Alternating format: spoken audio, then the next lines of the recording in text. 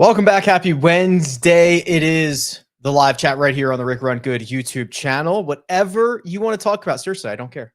It's up to you. I'm ready for anything. I'm ready for WWT. I'm ready for Abu Dhabi. I'm ready for next year's one and done conversation. I'm ready for tiers. I'm ready for whatever you want to talk about. This time is absolutely yours. Put the link in. No, don't put the link in the description. Put your comments in the chat right now. We will rock and roll. Just as everybody is starting to get in here, I will show the weather. I think you're going to be, not surprised at all of what the weather looks like in Cabo for this week. Cabo San Lucas in November. My goodness, it's beautiful. I'd move to Cabo. I think I would. 80s, high 80s every single day. No wind. It'll be perfect. Not a chance, not a sniff, not a scent of rain in this forecast over 4 days. And yeah, it's going to be scoring conditions. It's going to be birdie making conditions out there for the boys. I forgot to mention this on Monday's show.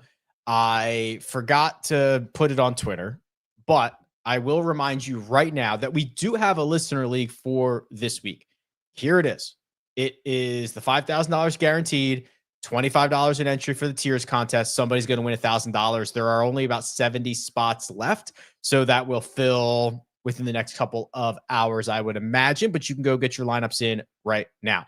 I also have what I would describe as breaking news. Number one, I have a soundboard now, so I need to work in a couple of other sounds. But we are on the verge. This is like pre-breaking news, I suppose. And I am going to jump to Cody's question right here. He says, give us the deets on next season's one and done. I'm jonesing. I'm jonesing too, Cody. I will tell you what. There is a really good chance our one and done is live by the end of this week. There is a chance that if you're watching this on demand, it's already live, because I think Thursday or Friday is very, very real possibilities that our one and done goes live. I believe we have gotten almost everything we've wanted out of the one and done. I think you guys are going to be really happy with it. There is a massive guaranteed prize pool. Massive. Some might say it is the biggest on the internet. I would say that. There are segment payouts, which is important to me, and it's historically been important to you guys. Those are in there. The number of max entries have been lowered. Not as low as I would like, quite honestly, but much, much lower than it was last year. And there are a couple of fun quirks, little fun things that I'm not ready to announce just yet, but I believe will enhance your enjoyment of this contest. So Splash has done an excellent job for us over the last couple of years. They came to bat, and I believe we got a really good one and done. And I hope to see it live maybe tomorrow, maybe Friday, but I think very, very soon. So it'll be exciting stuff. I'm absolutely stoked about it. All right, let's get into a couple of the golf related questions, and I'll circle back on those ones at the top here. I want to get to the tools. I want to get to the golf. It says, hey Rick, so glad you're back. Thank you. Could you do a deep dive on KFT player of the year, Johnny Keefer? Yeah, not just player of the year, also rookie of the year. He's able to pull off both of those things. Let's go to my website, rickrungood.com. Let's check out Johnny Keefer. Now, we're going to just see a lot of Korn Ferry Tour results, but you're going to see a lot of great Korn Ferry Tour results, right? The win at the Glen Club, a lot of top 10s. That's how you become the player of the year. He won a couple of times, twice at least, I think. Yeah, only twice. And the sentiment around this kid is pretty special. I've got to update his headshot here, but very good player. If you look at the radar tool, so I do have just a few measured shots for him, and you'll see that it is pretty where is he? Here you go. This is the modern player, right? He's 12th in this field in ball speed. He's up there in club head speed, big carry number, works the ball right to left half the time. That's a little bit unusual. This is, again, I only have 90 radar drives on him. Other guys I've got hundreds and hundreds of, but we're starting to see this really strong skill set. This guy who doesn't really blink when he's in the heat, and I love this kid. I think this is a great spot for him. All these guys can go out, make a ton of birdies. That's what they're going to be asked to do this week. Hey, Rick, hope you enjoyed a little time with Mina. Yeah, I spent every waking moment with her. She's probably hoping to spend a little less time with me, but she does not have that luxury. Says, what do you think of Justin Lauer? He may be one of those guys that he may be one of those guys that plays well in the fall swing. So we've got 3 events left. Let's see what Justin Lauer has been up to. The other thing that I think is pretty important or pretty interesting about this week is there's some pretty decent evidence that this will be advantageous to be a good putter, which I usually often don't say. So Lauer's coming off his best finish of the fall. It was a T3 finish. He hadn't done much outside of that. In fact, he missed his other 2 cuts that he played this year, but a complete gain, picking up strokes in all 4 major categories at the Black Desert Resort. Going to be a little bit different, much wider off the tee, much friendlier off the tee in Cabo. I do like the way that he is capable of putting, not all the time, but we've seen Justin Lauer get hot there. This is you're trying to be early, Chris. You know what I mean? I'm not sold that Justin Lauer is going to have a great week, but I love what he did in Southern Utah. And if he can get anything close to that this week, it's going to be a really good spot for him. So just trying to be a little bit early if you're in on Justin Lauer for this week. Best putters on Paspalum. So a couple ways to do this. I don't always love to do best putters. I kind of like to do best players on Paspalum because a lot of times Paspalum does not have shot link, but we can do this both ways here. So let's just go back last 3 years on just Paspalum greens, and we'll look at 2 minimum starts, putters alone. Frankie Sappin, Ben Silverman, Chan Kim, Matthew Pavone, Eric Cole, Quade Cummins, Isaiah Salinda. If you start adding in like a 5-start minimum, Chan Kim, Joel Damon, Justin Lauer, Ben Griffin, Sam Ryder are the top 5.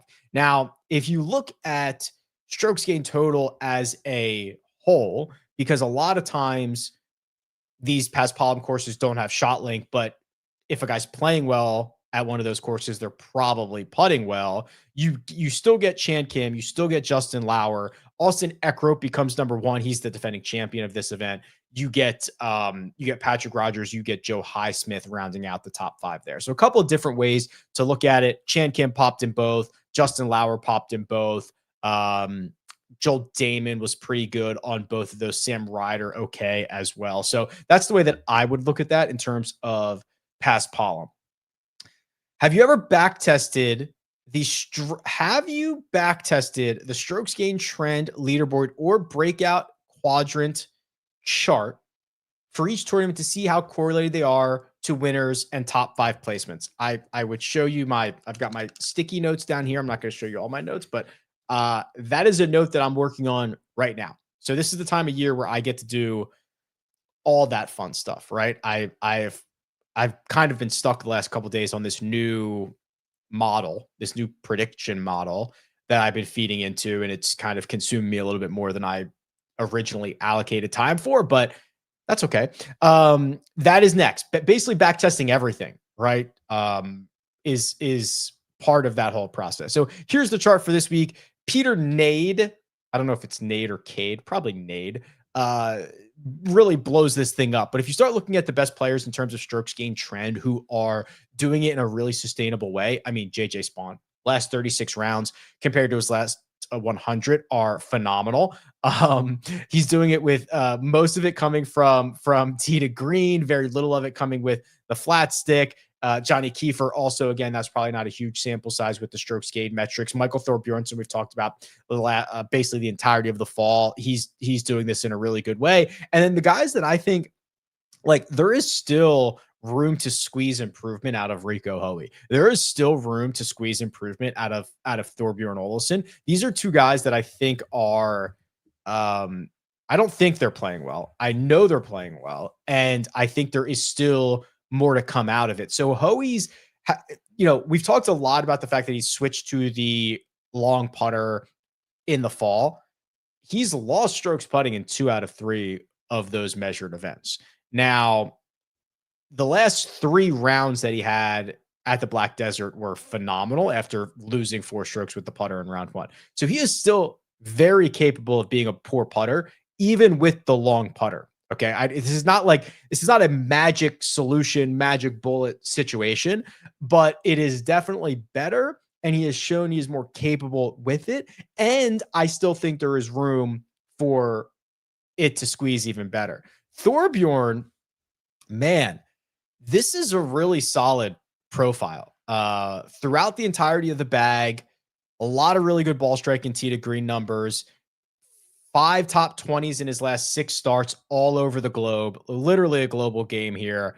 Love the way this man sets up for this golf course. So if you're looking at the trends tool, which is how we kind of started on this conversation, those would be the ones that jump out a little bit to me. Mike says, Rick, I know full well this is off topic. That's okay. Welcome. It's Wednesday. We're going to have a good time. I'm down to 3 left in a Splash TD Survivor.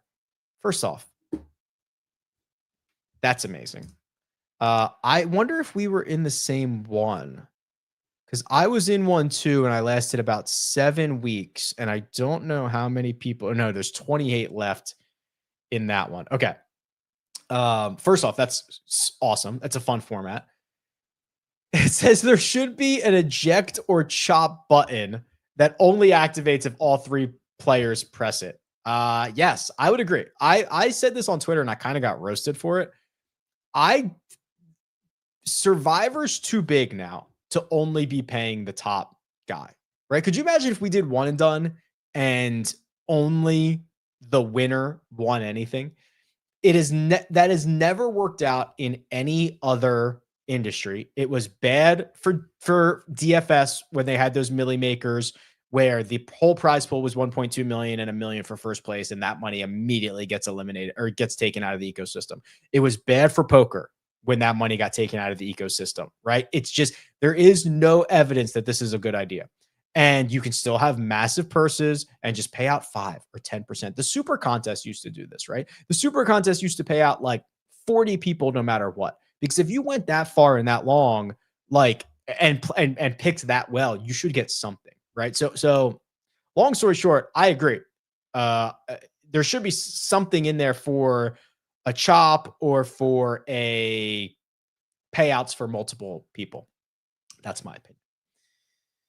Thoughts on Nick Hardy? Can we get a deep dive back against the wall, needing a great placement here in the last few events to get his card? In general, I don't love that narrative, because if they could just flip the switch, they would have done it much earlier than the last few starts you need to keep your card. Nick Hardy has played this event twice. He's played this golf course once. It was last year. He finished T30. That is one of his better finishes of the year. He's only had 2 finishes better than that 30th since last year. So from a results perspective, not good. From a results perspective, that's my trombone. Let's look at the metrics here. Hemorrhaging around the greens, I don't care that much. These are large 8,000 square foot greens. That's okay. The ball striking has shown ups and downs. I mean, his last 4 measured starts, +6, -4, +4, -3. It's not horrible. I want to look at like his driving numbers and his putting numbers here. So distance 33rd, accuracy 125th. Birdie or better, 141. Don't like that. I want to look at his like approach putt. Yeah, okay. So this is tough here because we've got off the tee, I think he'll be fine, right? Hit it far, don't worry about accuracy. That's fine here. He has not made enough birdies to win a birdie fest like this. He's outside the top 140 in birdie or better percentage. The other thing that I'd be really worried about is he's pretty bad on approach putt performance and 3-putt avoidance. And those are more correlated stats when you get to large greens. This is the new course key stats tool. If you haven't seen this yet, I showed it off on Monday. It's a very cool, actionable tool that will be even better in a week where there's shot link data, because it will start to model course fit off of that historic shot link data. It's actually pretty cool. But for now, we can still see the stat correlations and look at the highest correlated stats to success in the last 2 years at El Cardonal. They're all scoring stats, birdie or better, birdie average, birdie to bogey ratio, and then 3 putt avoidance, putts made per event outside of 10 feet, putting inside of 10 feet. That's a little bit farther down. So you are really playing with fire if you are a bad putter. I think that's pretty clear. So Nick Hardy, my expectation is he's fine off the tee and he's going to struggle everywhere else. Can we ask Mina to share a glimpse of her clearly superior NFL survivor strategy? Yes, she's 9 weeks in. She's 9 weeks good.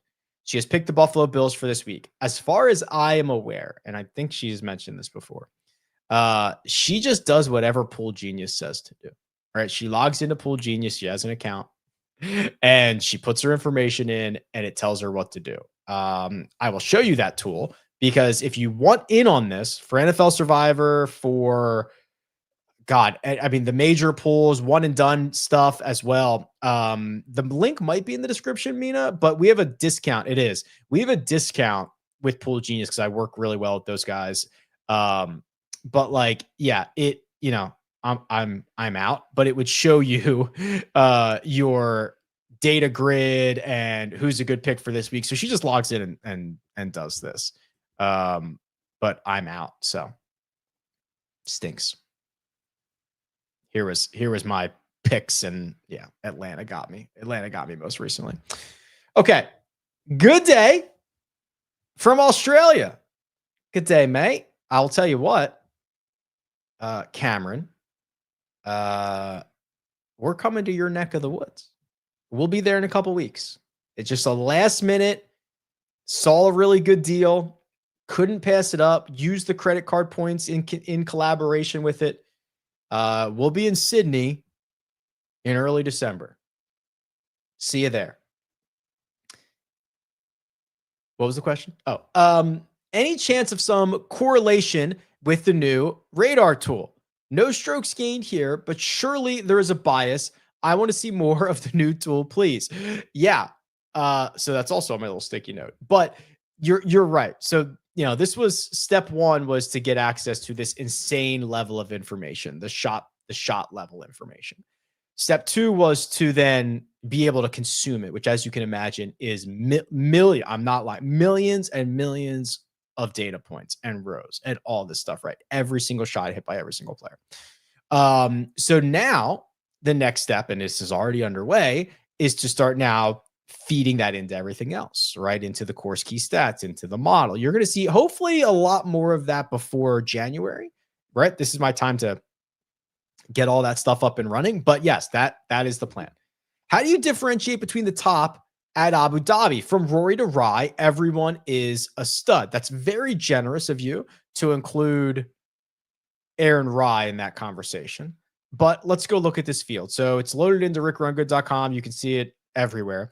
So Rory's 11,500 on DraftKings, Tommy Fleetwood 11,000. You're saying down to Rye at 8,900. All right, I would probably stop at Marco Penge, but here's what I think it is. Rory, Tommy, tier 1, Hatton, Ludwig, tier 2, McIntyre, McKibben, tier 3, Noren, Fitzpatrick, Højgaard, Lowry, Penge, tier 5. Everybody else below that. I do think there are some pretty clear-cut lines of demarcation here. If you go to the power rankings and just look at the last 36 rounds for everybody in this field, I'm sure Tommy Fleetwood's probably number one. Oh, Tom McKibben is, after that win in the International Series. So McKibben's 1, 2.17 strokes gained per round. Tommy Fleetwood is 2. Matt Fitzpatrick is 3. Maybe I undervalued Fitzy there. And Marco Penge is 4. That's, again, raw just strokes gained across the globe, does not do any weighing based on the tour that they play on or anything like that. Marco Penge's numbers with the ball striking are by far the best, right? 2.3 strokes gained per there. He's basically a 0 on and around the putting surfaces. So I think this is a really good opportunity to fire a lot of Tommy Fleetwood, because we might just be entering an entirely new era for Tommy. He's had a lot of success at this event in the past. He's playing great golf, literally the best golf of his life right now. I have also fired on Penge, and I think we need to take a look at this Fitzpatrick profile. Yeah. I mean, looky. Complete gains, ton of really good stuff here. The Alfred Dunhill links was weird because they only played 3 rounds and they got washed out. Only one of them had any type of laser data, and the laser data that came in wasn't very strong either, but still finished T21 in that event. There was no cut in that event. But outside, I mean, that's his worst finish dating back to the FedEx St. Jude. So a lot of really solid stuff here from Fitz. He should probably be considering that one too. You just wanted to toot your own soundboard horde, didn't you? Yes, I did. I really, really did. I promise I will not drive you crazy with all of that. Hey, Rick, thoughts on why driving distance, club head speed, and apex height are correlating so poorly this week? Do you think a low apex height will be beneficial? All right. So we have to remember a couple of things here. We have to remember that this is only 2 years worth of data. When we run this model, it is often 8 to 12 years of data. Okay. So you might see some really weird stuff here. That's not unusual. Why are these so lowly correlated? I don't know. If I had to guess, I really think this is like a putting contest. And I really think it is a scoring contest, and guys don't need to be long to score. All of them can score, and you only have 2 years worth of data. I think if we added a couple more years, this would start to tighten up a little bit to what we would expect. But I don't know. I just think it is. I just think it's a very small amount of data. Let's just go down the path that you're going down here, which is, will a low apex height be beneficial? Let's just assume it is, right? Let's just assume it is. So guys that hit it low, Takumi Kanaya averaging 60 feet of apex. That's very, very low. Adam Svensson, Ben Coles, Henrik Norlander, Camilo Villegas, Hoshino, Montgomery. The Taylor Montgomery stuff is really, if Taylor Montgomery can't find the fairways here and play well here, it's just never going to happen for him. Right. That's my sense around Taylor Montgomery. I'm invested in David Skins to some degree. I'm invested in Nick Taylor to some degree. Some interesting stuff there. Hey, Rick, how do we analyze guys who are bad putters but have a high birdie or better percentage? They give themselves a lot of opportunities, right? So let's just, I'm assuming that's what you're going to see here. So let's go back to this field. Let's go to the fantasy tab on the Holy Grail, or excuse me, on the power rankings. Let's look at opportunities. So this is how often you hit it to 15 feet or more on your second shot. So Rico Hoey is pretty significantly, along with Pearson Coody, though Pearson Coody has some Korn Ferry Tour rounds in here that are not being measured. Rico Hoey is head and shoulders above everybody else in this stat, right? He is gets about 7.5 opportunities around. Michael Thorbjornsen, who's third, gets 6.7. That's a huge gap. Look at the gap. Look at all the guys in the mid sixes. So huge gap for Rico Hoey. So Rico Hoey has 7.5 birdie putts from 15 feet or closer, and he makes 4.5 birdies per round. Okay. Well, you know who else makes 4.5 birdies per round? Matty Schmid, and he does it with 2 fewer opportunities per round, right? Who else makes 4.5 birdies per round? Kind of close for Jacob Bridgeman. He does it with like 5.5 opportunities per round. So that's the analysis. Rico Hoey gives himself so many looks for birdie, and he makes a significantly fewer amount than those guys, right? So it will also ramp up his birdie or better numbers because he's giving himself so many opportunities, but he's converting at a lower amount, but it's still 4.5 birdies per round, right? So it's like, it's that the bad putters can do it. They just need a lot more opportunities than everybody else, which is what you are, what you're looking at here.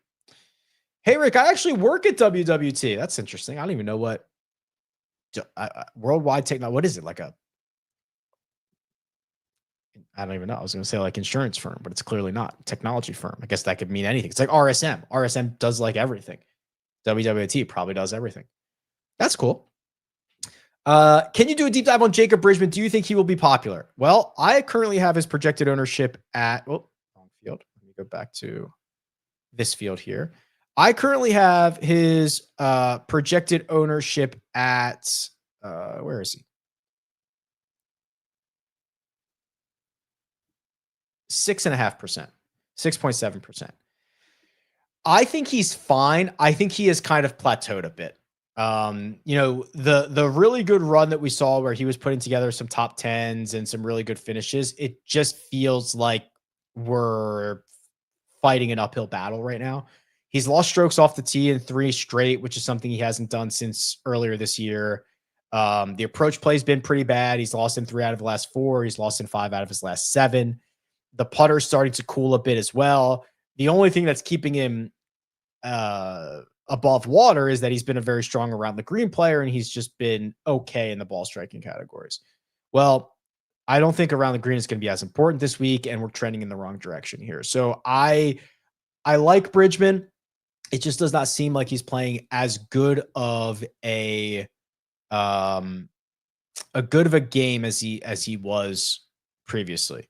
How do you feel about Matt Kuchar on a course where driving distance doesn't matter? Yeah, I think a lot of people would be surprised, Dizzy, that Kuchar's been playing such pretty solid golf.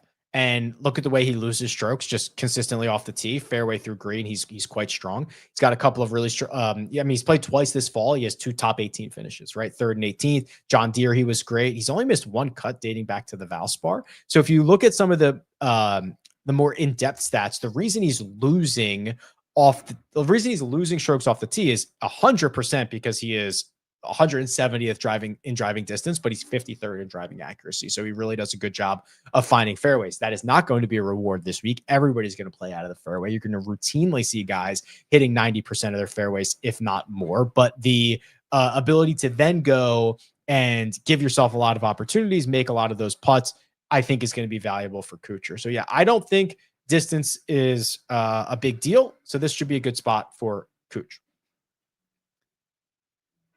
Oliver says, I can remember when Mark was talking about how Will Gordon's driver just sounded different with his power. Do you like him this week with wide fairways, right? This is what's kind of interesting about this golf course is you can make the case for both things, right?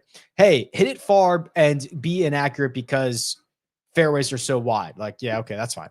And then it's like, well, historically, that doesn't really correlate. Again, I think that's just 2 years. I think there's a lot of ways to get it done, but I think putting needs to be strong, and I think you got to give yourself a lot of opportunities. I don't really think driving in general matters because everybody's going to play from the fairway, and then they're mostly going to play from different spots. So yeah, I could spin this Will Gordon 123 mile an hour club head speed as like a really good sign. I just don't think the driver's going to make a difference. If that answers your question, Oliver, which it really might not. Who are your cheapest guys that may make your player pool? Okay. So there are a few down here. David Ford is, there's a lot of Davids actually. So David Ford is 6,700. David Skins is 6,700. Both of those guys are in my player pool. I probably haven't gone much past that. I'm not going to do the Nick Dunlap stuff. If he goes out and plays well, I got beat. That's probably as low as I would go. Those two, which is certainly higher than normal. I'm usually not afraid to dip down into the 6s, but I'm afraid after 6,700. Thoughts on the Internet Invitational? Have you watched any of it? I have. First and foremost, the production is insane. Okay. To be able to have that many shots and the way they're doing the like the transitions, like the picture in picture is insane. That is just, I cannot imagine the amount of work that went into that.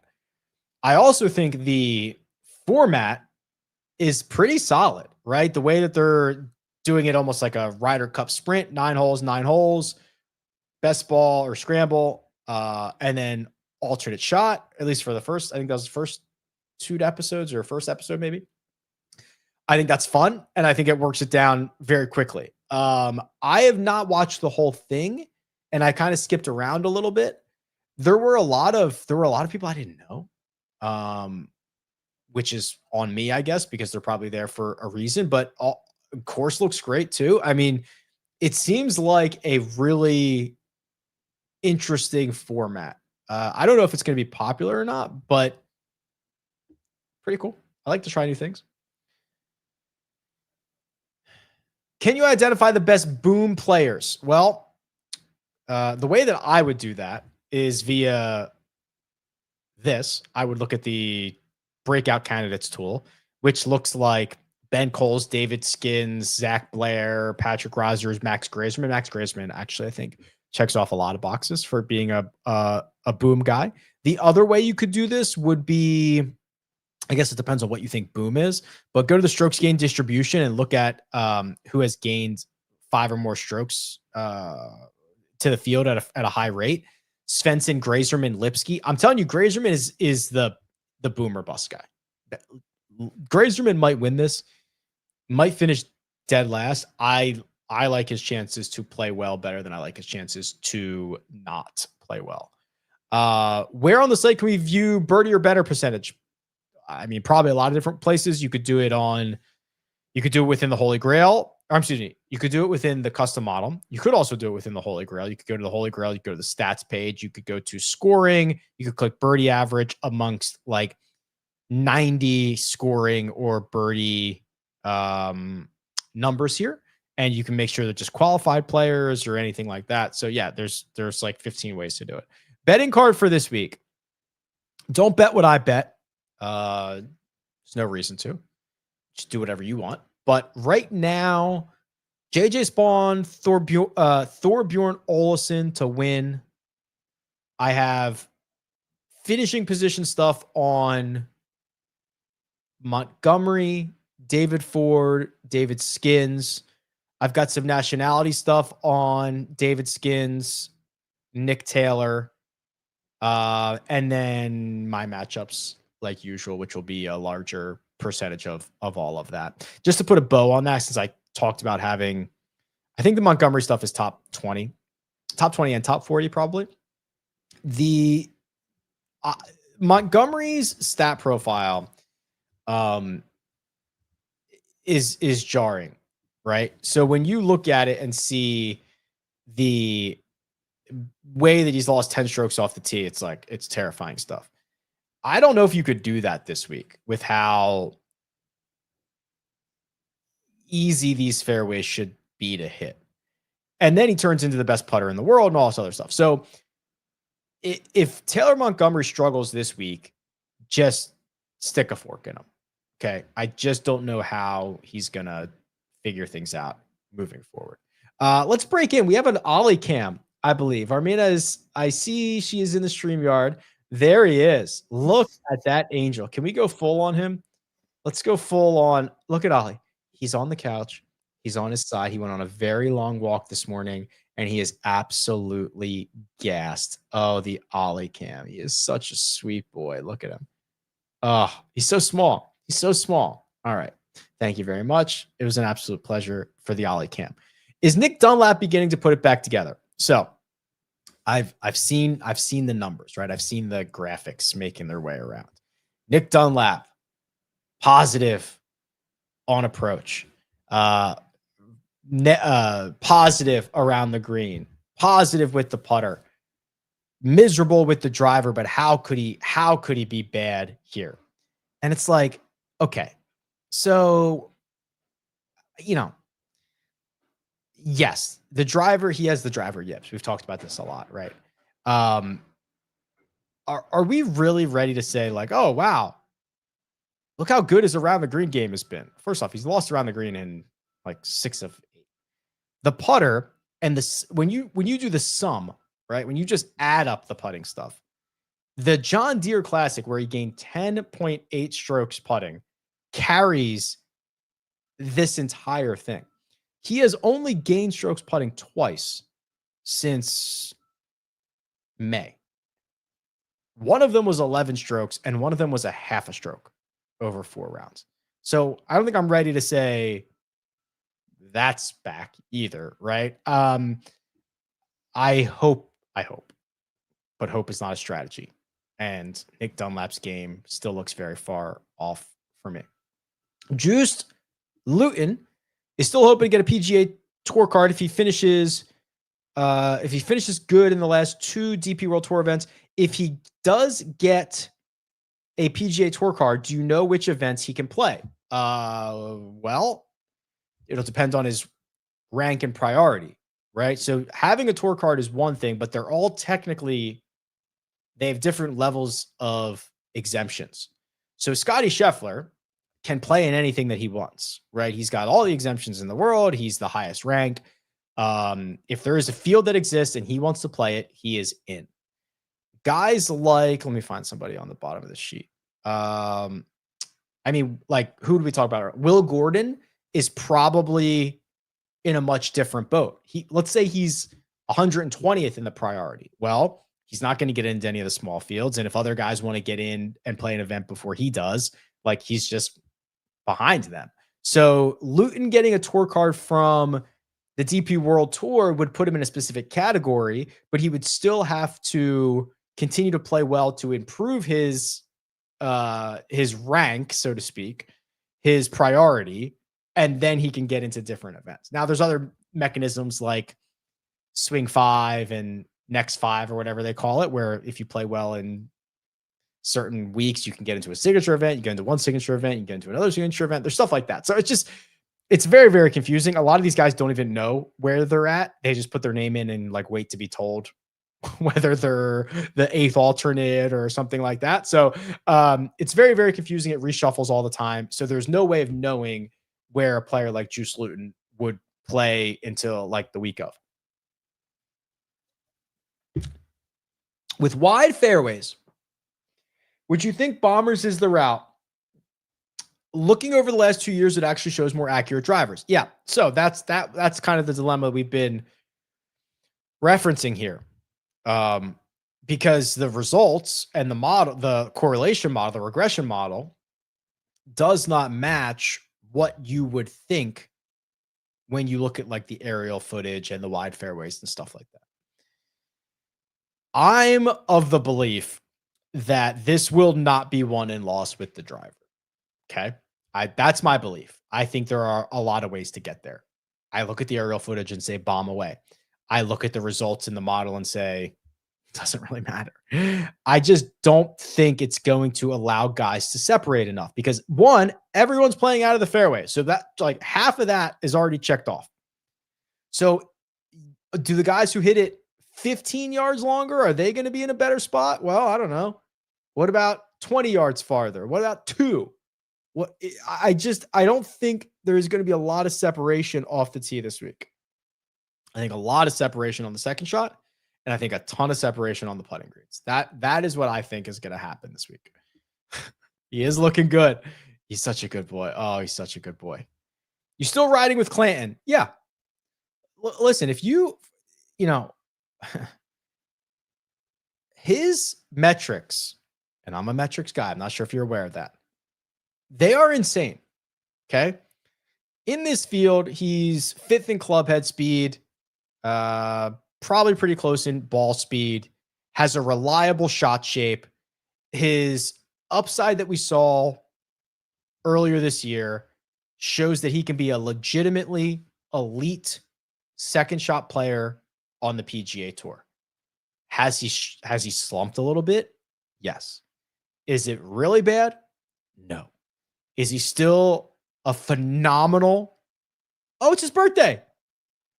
Yes, he is. It's his birthday. Luke Clanton, 22 years old. Congratulations, Luke Clanton. I love that Easter egg on rickrungood.com. And sometimes I find it when I'm clicking on a profile.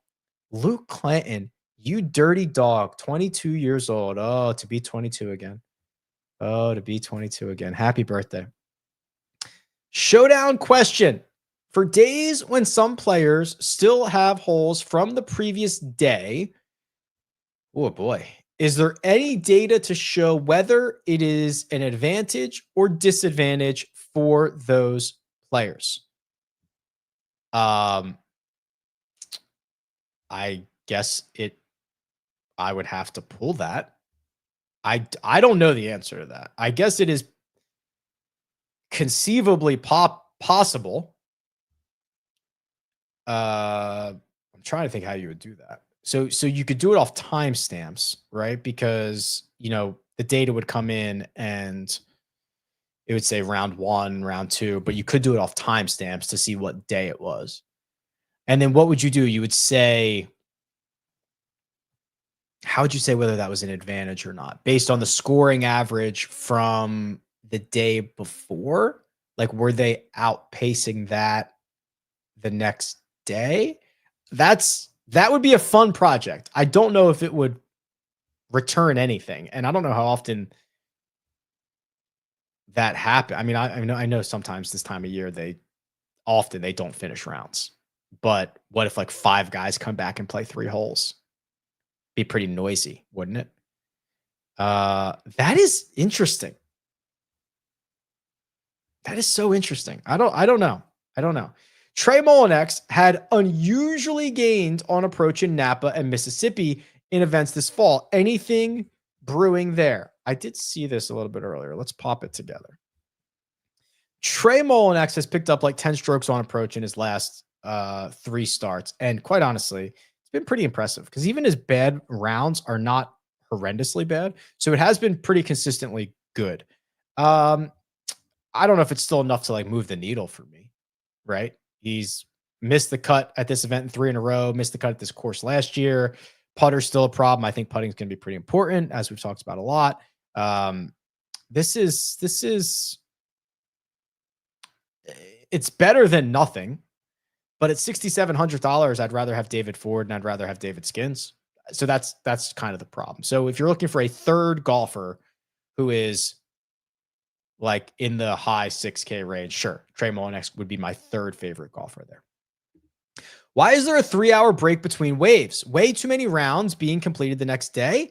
I assume what you mean by that is there's not a 3-hour break between waves. That's just when it's not a break. The players are playing, right?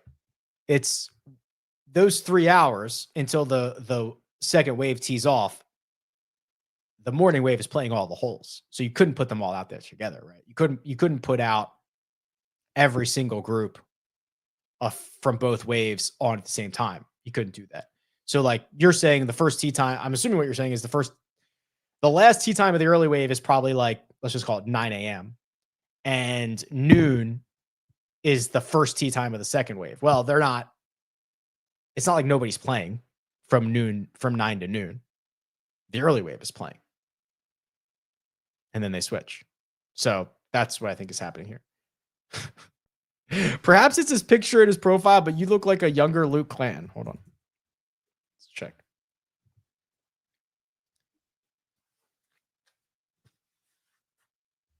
Hold on. Wait. How do I get the side by side? This maybe? This maybe? This maybe? I don't know. Nah, I don't know. I would take that. He seems like a good looking, cool dude. I can work with that. Sorry, Rick. He says you look younger than Clanton. Oh no! Oh, that is horrible. I misread it and then tried to do a side by side. Thank you. I will accept that as well. Is there a way to find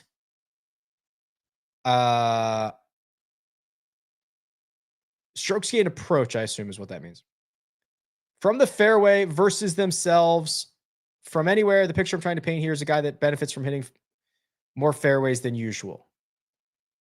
Okay, so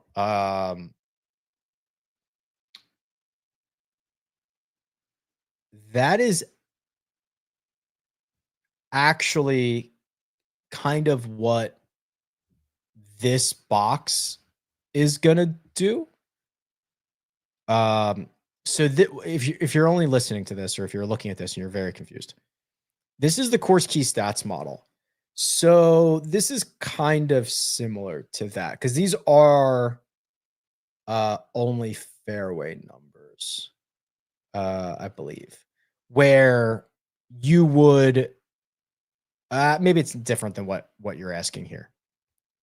Maybe that's different. So you're saying, so basically looking at it like a trends thing where you compare a golfer to their 100 round baseline, you compare a golfer's fairway strokes gained compared to their overall strokes gained.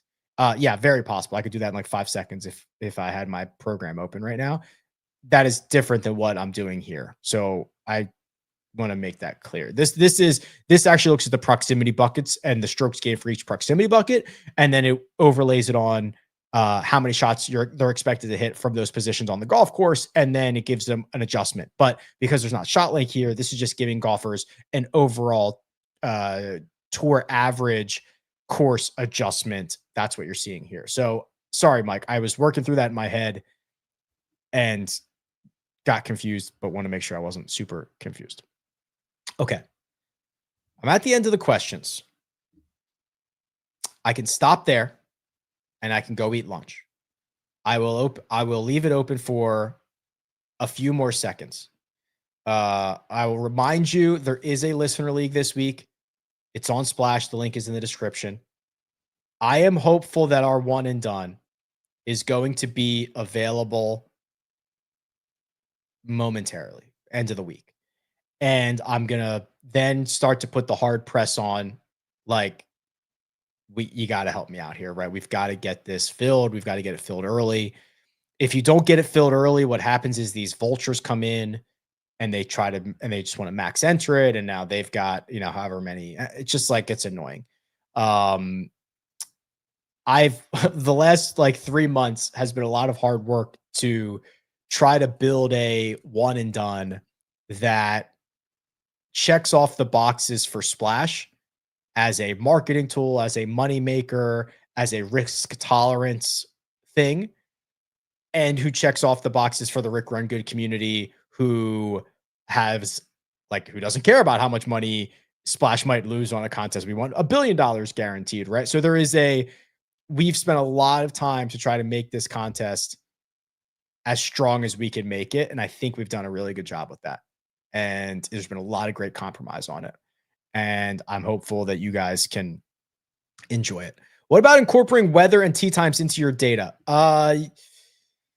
Possible. It's incredibly noisy, right? There are some things on the Holy Grail that now have wind situations that, radar measured wind situations, but it is, think about all the possible weather and tee time stuff, right? Like, think about, it would take me like 6 months of to do something that I was really happy with. But yeah, it's a good idea. If I could eject from my touchdown survivor pool, I'll max enter. I appreciate that. All right, Mina, I think we have done a great job. We'll pat ourselves on the back for this week. I guess it is lunchtime here at Run Good HQ. Appreciate y'all checking in. We're rocking and rolling. I'll talk to y'all soon.